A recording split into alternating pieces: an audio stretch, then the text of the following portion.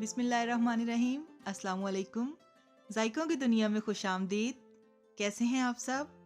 अल्लाह ताला से दुआ है कि आप सब अपने घरों में खुश और आबाद रहें। आज मैं बनाने जा रही हूँ शामी कबाब। ये कबाब बहुत ही सुपरफिट बनते हैं और बहुत ही पसंद किए जाते हैं। आप इनको ज़रूर ट्राई कीजिएगा। आई एम श्योर ये रेसिपी आपकी फैमिली की फेवरेट बन जाएगी। तो आइए चलते हैं रेसिपी की तरफ। इसके लिए मैंने 1 kg बोनलेस बीफ यूज़ किया है। आप चाहें तो मटन भी यूज़ कर सकते हैं और इसके साथ 1 कप चर्बी ली है। यहाँ पर मैं एक टिप देना चाहूँगी कि जब हम फ्रीज़ किए हुए गोश्त को पानी में भिगोते हैं खुलने के लिए, तो वो खुलने में काफ़ी टाइम ले लेता है।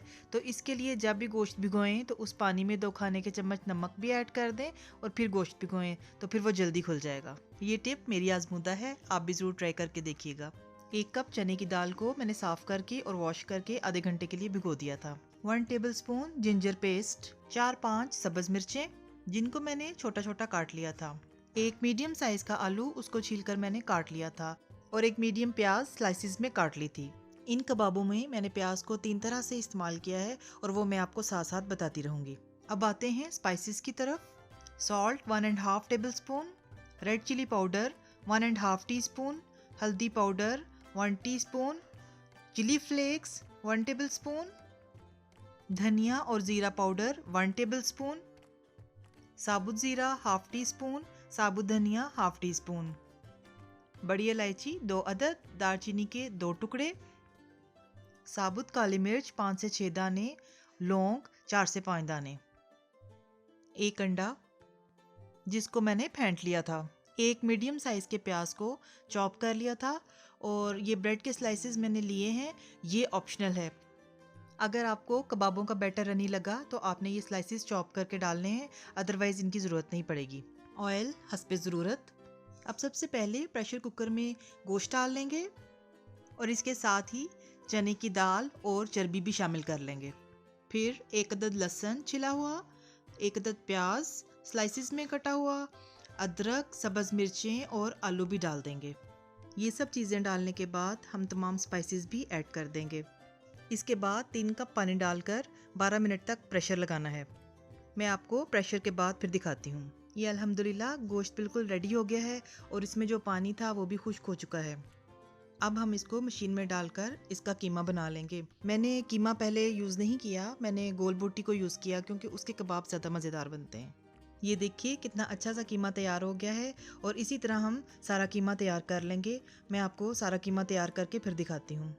सारे गोश्त का कीमा बनाने के बाद हम उसी मशीन में एक ब्राउन प्याज, ये एक मीडियम साइज़ की प्याज थी जिसको मैंने ब्राउन कर लिया था, वो भी डाल देंगे और एक मीडियम साइज़ की प्याज जिसको मैंने चॉप कर लिया था वो भी डाल देंगे और सब्ज़ मिर्चें ये डालकर हम इनको भी पीस लेंगे। ये अल्हम्दुलिल्लाह सारा बैटर रेडी हो गया है। अब हम इसमें धनिया और अंडा शामिल करके उसको हाथों की मदद से अच्छी तरह से मिक्स कर लेंगे। अब हम इस रेडी मटेरियल को 2 घंटे के लिए फ्रिज में रख देंगे ठंडा होने के लिए और फिर हम कबाब बना लेंगे। ये बैटर अल्हम्दुलिल्लाह ठंडा हो चुका है और अब हम इसके कबाब बना लेंगे। अब हम हाथों को थोड़ा सा ऑयल लगाकर कबाब तैयार कर लेंगे। ये देखिए माशाल्लाह कितना अच्छा कबाब बन गया है। ये कबाब इतने सक्यूलेंट और जूसी होते हैं कि ये आपको बहुत ही पसंद आएंगे। आप इनको ज़रूर ट्राई कीजिएगा और फिर मुझे बताइएगा कि ये कैसे बने। मुझे आपके कमेंट्स का इंतज़ार रहेगा। तो आइए बाकी के कबाब भी तैयार कर लेते हैं। ये अल्हम्दुलिल्लाह सारे कबाब बहुत अच्छे से तैयार हो गए हैं और अब बारी आती है इनको फ्राई करने की। इसके लिए हम तवे पर थोड़ा सा ऑयल डालकर उसे गर्म कर लेंगे। जब ऑयल गर्म हो जाएगा तो कबाबों को हम अंडे में डिप करके शैलो फ्राई करेंगे। पहले 1.5 मिनट एक साइड से पका लेंगे और फिर दूसरी तरफ 1.5 मिनट पका लेंगे। कबाबों की साइड जल्दी जल्दी तब्दील नहीं करनी वरना कबाब टूट जाएंगे। ये देखिए अल्हम्दुलिल्लाह अल्हम्दुलिल्लाह कबाब कितने अच्छे से गोल्डन हो गए हैं। मैं सारे कबाब फ्राई करके आपको इनकी फ़ाइनल लुक दिखाती हूँ। अल्हम्दुलिल्लाह सारे कबाब बहुत अच्छे से फ्राई हो गए हैं। ये कबाब लिटरली इतने ज़बरदस्त बनते हैं कि मैं इनको 10 आउट ऑफ 10 मार्क्स दूंगी। आप इनको ज़रूर ट्राई कीजिएगा, आप अच्छे होटल्स के कबाब भी भूल जाएंगे। आई होप आपको मेरी ये रेसिपी ज़रूर पसंद आई होगी। अगर आपको मेरी ये रेसिपी अच्छी लगी हो तो मेरे इस चैनल को सब्सक्राइब कीजिएगा और मेरी इस वीडियो को लाइक कीजिएगा और अपनी फैमिली और फ्रेंड्स में शेयर कीजिएगा।